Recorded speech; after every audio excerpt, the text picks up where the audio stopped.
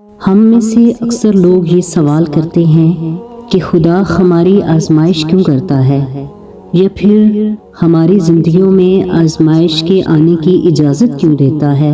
تو مطلب یہ ہے کہ ہم اس صورت میں یہ اقرار کر رہے ہوتے ہیں کہ آزمائش خدا کی طرف سے آتی ہے۔ اللہ تعالیٰ قرآن مجید میں فرماتا ہے کہ میں نے انسانوں کو پیدا کیا تاکہ ان کی آزمائش کر سکوں کہ ان میں سے کون بہتر عمل انجام دیتا ہے، اور ارشاد فرماتا ہے کہ اس نے موت اور حیات کو اس لیے پیدا کیا تاکہ تمہاری آزمائش کرے کہ تم میں سے احسن عمل کے اعتبار سے کون بہتر ہے، اور وہ صاحب عزت اور خوب بخشنے والا ہے۔ بندے کی آزمائش اللہ تعالیٰ اس لیے نہیں کرتا کہ اس کی حالت کو جان سکے، کیونکہ اللہ تعالیٰ تو ماضی، حال، مستقبل کی ہر چیز کو جاننے والا اور پہچاننے والا ہے، تاکہ معلوم ہو سکے کہ راضی ہوتا ہے یا نہیں، صبر کرتا ہے یا بے صبری کرتا ہے، شکر کرتا ہے یا ناشکری کرتا ہے۔ حضرت سعد رضی اللہ عنہ نے رسول اللہ صلی اللہ علیہ وآلہ وسلم سے پوچھا کہ اے اللہ کے رسول صلی اللہ علیہ وآلہ وسلم، کون سے لوگ سخت تکلیف میں مبتلا ہوتے ہیں؟ تو فرمایا کہ انبیاء، پھر درجہ بدرجہ آدمی اپنے دین کے مطابق آزمائش میں ڈالا جاتا ہے، اور اگر دین پر سختی سے کاربند ہے تو پھر آزمائش بھی سخت ہے، اور اگر دین میں نرمی ہے تو آزمائش بھی دین کے موافق ہے۔ آزمائش بندے کا ساتھ نہیں چھوڑتی، حتیٰ کہ بندہ زمین پر چلتا ہے کہ اس پر کوئی گناہ باقی نہیں رہتا۔ آزمائش کا راز یہ ہے کہ آزمائش نعمت کے مد مقابل ہے، جس پر اللہ تعالیٰ کی نعمت زیادہ ہوگی اس کی آزمائش بھی بڑی ہوگی، اور جس کی آزمائش بڑی ہوگی وہ اللہ کی طرف سے رجوع اور عاجزی بھی زیادہ کرے گا۔ ابن جوزی رحمۃ اللہ کا قول ہے کہ قوی جس کے اٹھانے کی طاقت رکھتا ہے اسے اٹھاتا ہے، اور ضعیف پر نرمی کی جاتی ہے، مگر جب بھی مبتلا ہونے والے کو اللہ کی معرفت ہوگی تو آزمائش آسان اور نرم ہو جائے گی۔ ان میں سے سب سے بڑا درجہ اس بندے کا ہے جو آزمائش کے مالک کو اپنی بادشاہی میں رفع خیال کر کے تسلیم کر لے اور اعتراض نہ کرے، اور اس سے بڑا درجہ اس کا ہے جسے محبت آزمائش کے خاتمے کی دعا سے لاپرواہ کر دے، اور انتہائی درجے کا اعلیٰ انسان وہ ہے جو آزمائش سے لذت محسوس کرے، کیونکہ یہ اختیار سے پیدا ہوتی ہے۔ دنیا کی جتنی بڑی آزمائش ہو وہ جنت کے غوطے کے برابر بھی نہیں۔ تو یاد رکھیں کہ صرف زبانی دعوے سے ایمان کے مرتبے کا حصول آسان نہیں ہوتا، بلکہ اس کے لیے امتحان اور آزمائش ضروری ہے، جیسا کہ اس مقام پر اللہ تعالیٰ قرآن میں فرماتا ہے کہ کیا لوگوں نے یہ گمان کر رکھا ہے کہ ان کے صرف اس دعوے پر کہ ہم ایمان لائے ہم انہیں بغیر آزمائے ہی چھوڑ دیں گے؟ ان سے اگلوں کو بھی ہم نے خوب جانچا، یقیناً اللہ تعالیٰ انہیں بھی جانچ لے گا جو سچ کہتے ہیں، اور انہیں بھی معلوم کرے گا جو جھوٹے ہیں۔ رسول اللہ صلی اللہ علیہ وآلہ وسلم نے فرمایا کہ بڑا ثواب بڑی آزمائش کے ساتھ ہے۔ بلا شبہ اللہ جب کسی قوم سے محبت کرتا ہے تو ان کو کسی آزمائش میں ڈال دیتا ہے۔ جو اس آزمائش پر راضی ہوا، اللہ کے بارے میں غلط گمان نہ رکھا تو اس کے لیے رضا ہے، اور جو آزمائش پر ناراض ہوا، صبر کی بجائے غلط شکوے اور گمان کیے تو اس کے لیے ناراضگی ہے۔ وہ انسان جسے اللہ مختلف مصائب اور آزمائش میں مبتلا کرے تو وہ انا للہ و انا الیہ راجعون پڑھتا ہے اور صبر سے کام لیتا ہے، اور آزمائش کے باوجود اللہ تعالیٰ کے متعلق غلط گمان رکھتا ہی نہیں، بلکہ خوشنودی اور مصیبت کے مطابق ثواب کا مستحق ٹھہرتا ہے۔ اللہ تعالیٰ اپنے بندوں پر آزمائش ناراضگی کی وجہ سے نہیں ڈالتا، بلکہ یا تو وہ مکروہ چیز کو دور کرنے کے لیے، یا گناہوں کے کفارے کے لیے، یا مرتبہ کرنے کے لیے آزماتا ہے، اور بندہ جب اسے خوشی خوشی قبول کر لیتا ہے تو یہ مقصد بھی حاصل ہو جاتا ہے۔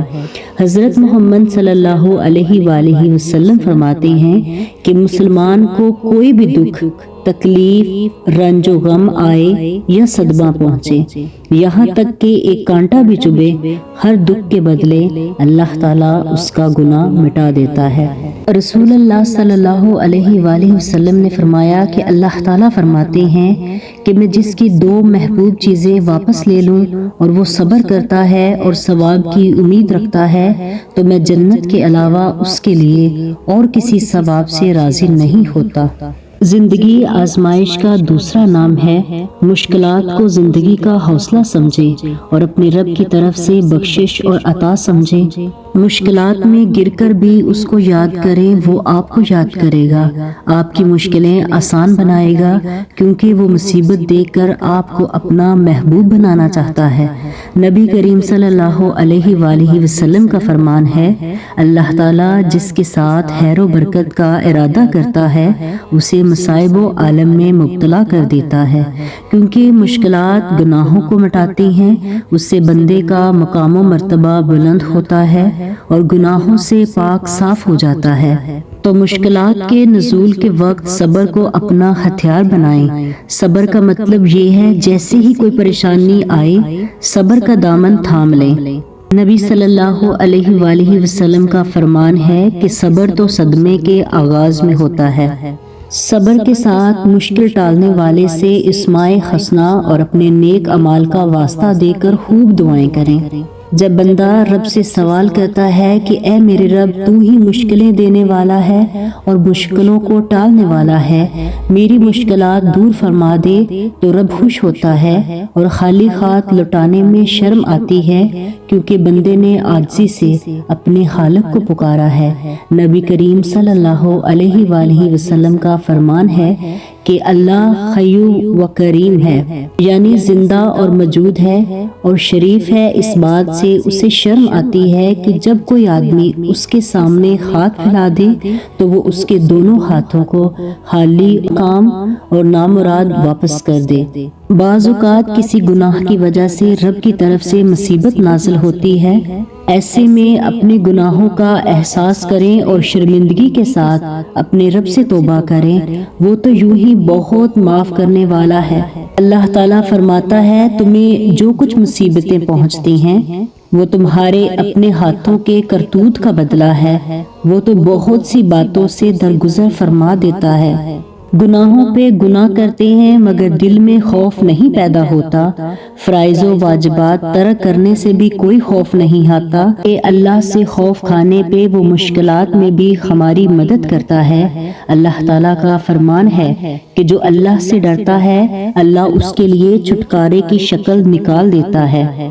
دل کے اندھیرے اللہ کے ذکر، اس کی یاد، بندگی، تلاوت اور تقدیس سے دور کریں، اس میں سکون پیدا کریں۔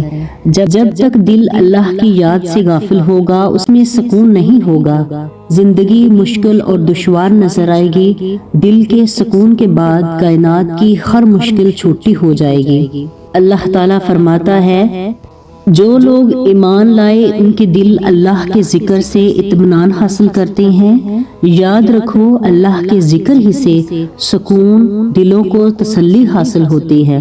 رب کی طرف لوٹ جائیں، وہ رب معافی مانگنے والوں کے سارے گناہ معاف کر دیتا ہے۔ یہ عقیدہ بنا لیں کہ جو بھی مشکل آتی ہے اس کا نازل کرنے والا اللہ ہے۔ اپنی پریشانی کو کسی آدمی کی طرف منسوب نہ کریں کہ فلاں کی وجہ سے مشکل آئی ہے۔ اللہ تعالیٰ فرماتا ہے کہ کوئی بھی مصیبت اللہ کی اجازت کے بغیر نہیں پہنچ سکتی۔ جو اللہ پر ایمان لائے اللہ اس کے دل کو ہدایت دیتا ہے اور اللہ ہر چیز کو خوب جاننے والا ہے۔ تو ہم کیسے جان پائیں گے کہ زندگی میں جن مشکلات کا سامنا کرنا پڑتا ہے وہ ہمارے لیے آزمائش ہوں گی یا سزا ہوں گی؟ تو وہ آزمائش ہو سکتی ہے کیونکہ زندگی میں آنے والی کچھ مشکلات میں شاید تھوڑا سا سزا کا عنصر شامل ہو، کیونکہ ہم پہ جو مشکلات آتی ہیں وہ ہمارے اپنے اعمال کے باعث ہی آتی ہیں، مگر آپ یہ نہیں جان سکتے کہ یہ سزا ہے یا آزمائش۔ ہمیں شک کا فائدہ ہمیشہ اللہ کو دینا چاہیے۔ تو میرے پوائنٹ آف ویو سے کہ دنیا میں جو کوئی بھی مصیبت آتی ہے وہ اللہ کی طرف سے آزمائش ہوتی ہے، اللہ کی طرف سے سزا، تباہی، عذاب اور موت ہے۔ بہت سے گناہ ایسے ہیں جن کی سزا دنیا اور آخرت میں ملنے کی وعید کی گئی ہے۔ مثال کے طور پر جب کوئی کسی پر تہمت لگائے، کسی کو بے عزت کرنا یا کسی کے بارے میں افواہ پھیلانا، یہ وہ گناہ ہیں جن کے سزا باب کے لیے نہایت ہی سخت احکامات اور آیات نازل ہوئی ہیں، اور ان گناہوں کا ارتکاب کرنے والوں پر دنیا اور آخرت میں اللہ کی لعنت بھیجی گئی ہے۔ ایک مثال دیتی ہوں کہ سورۃ کاف میں ذکر ہے میر کبیر مالک کا باغ تھا جو کہ سب تباہ ہو گیا، مگر یہ واضح ہے کہ اس کے باغ کا تباہ ہونا عذاب یا سزا نہیں تھا۔ اس نے اس کے بعد اللہ سے توبہ کی، بے شک اس نے دنیاوی دولت کھو دی، مگر اس نے ایمان کی دولت پا لی جو اس کے لیے کہیں زیادہ بہتر تھی، اور اللہ تعالیٰ نے اس کی زبان سے خوبصورت الفاظ جاری کرا دیے، کاش میں اپنے رب کے ساتھ کسی کو شریک نہ لایا ہوتا۔ اللہ تعالیٰ سے دعا ہے کہ اللہ ہمیں دنیا اور آخرت کی ہر آزمائش میں کامیاب کرے، آمین۔ اگر ویڈیو اچھی لگے تو کائنڈلی چینل کو سبسکرائب کر لیں، لائک اور شیئر کرنا مت بھولیں۔ جزاک اللہ۔